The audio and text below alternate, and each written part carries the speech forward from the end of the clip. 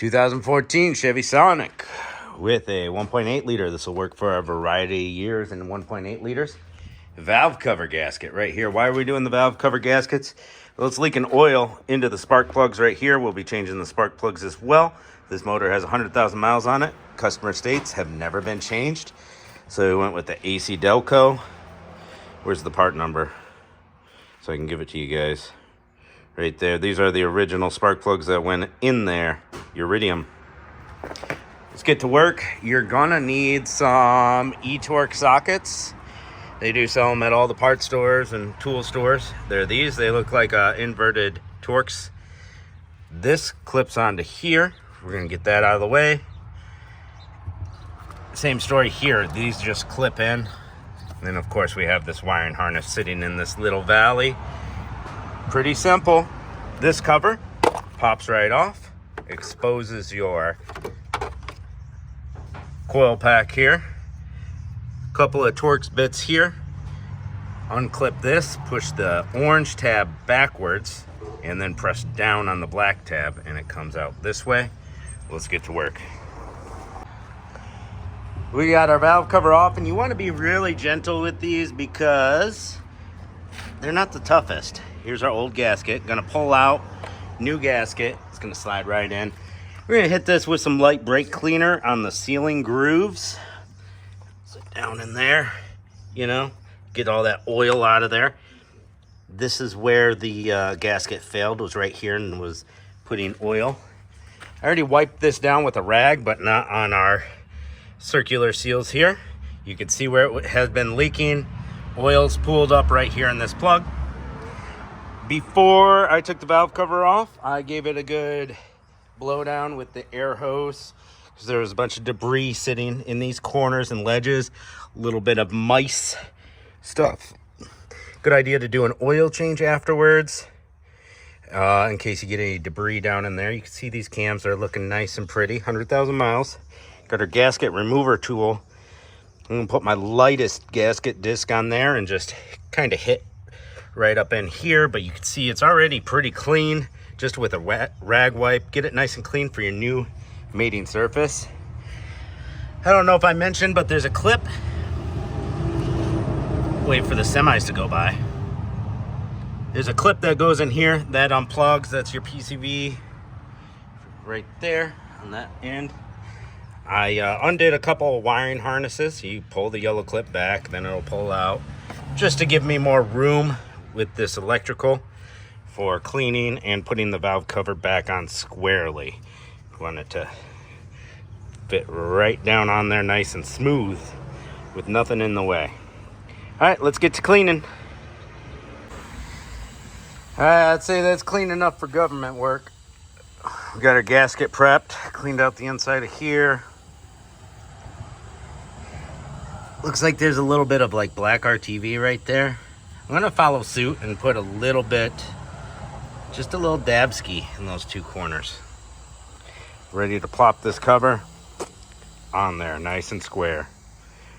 Use the air blower nozzle to clean out these spark plug holes after we got the cover back on.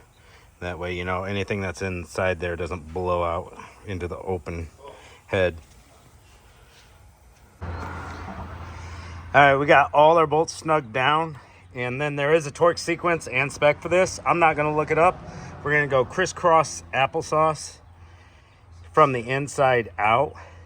And we're gonna go 2 passes. Snug them down, then 2 passes, inside to outside. And I'm just gonna go by feel. If you're not an experienced mechanic, look up the torque spec, use a torque wrench. All right, it's Sparky Boy time. We got our deep well extended spark plug 5/8 socket. We're gonna zip all 4 of these bad boys out of there. We're gonna clean up our coil boots, especially the ones with oil. Put a little dab of dielectric grease on each tip. Put our new spark plugs in. Check the gap on each spark plug. You can get a spark plug gapper for 99 cents at the auto parts store. Because sometimes they do come in and they're not pre-gapped like they're supposed to be. I always check every one.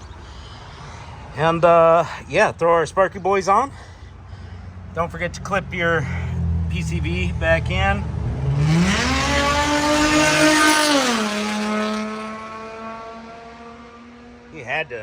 to pass that semi.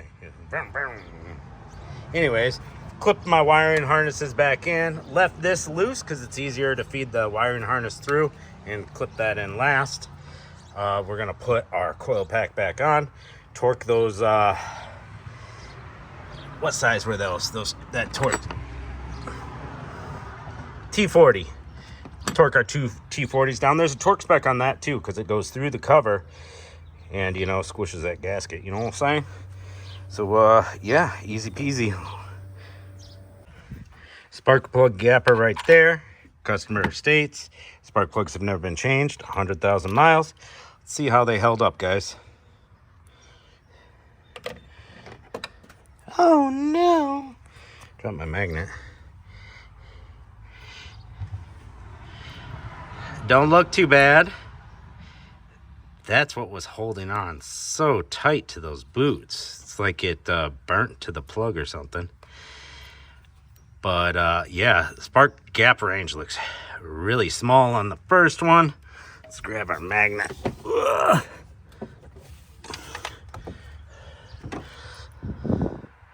Looks like there's some buildup trying to connect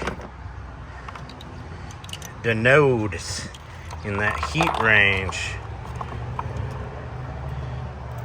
Next one, not as much buildup. These don't look like they have 100,000 on them. This one does not look like the others. That one's a bit darker. And this is the one we were leaking oil into. And this one, again, has the black residue, the burnt rubber on it. And that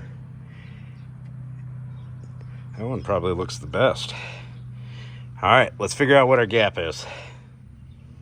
All four of these spark plugs needed re-gapping. They were supposed to be preset at 0.028, 28 thousandths. So always check your spark plugs, guys.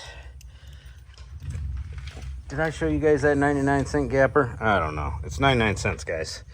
Your gap is right there. That air gap in between that little pointy node and that little hooky thingamajigger. So we are going to gently set these in. I just use my finger and kind of guide them down.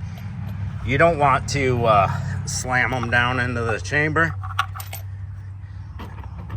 And then we're going to torque them. And of course, there's a torque spec on these too, but I'm just going to do it by feel. You do you. All right, boo. Let's get them tightened down. All right, got those two torques tightened down. Everything plugged back in. Plug that sensor in. Plug that back in. That's clipped down. Put your sexy cover back on. And we got some codes to clear. And time for a test drive. Make sure it runs good. Then ship it off to the customer. Catch you on the next episode.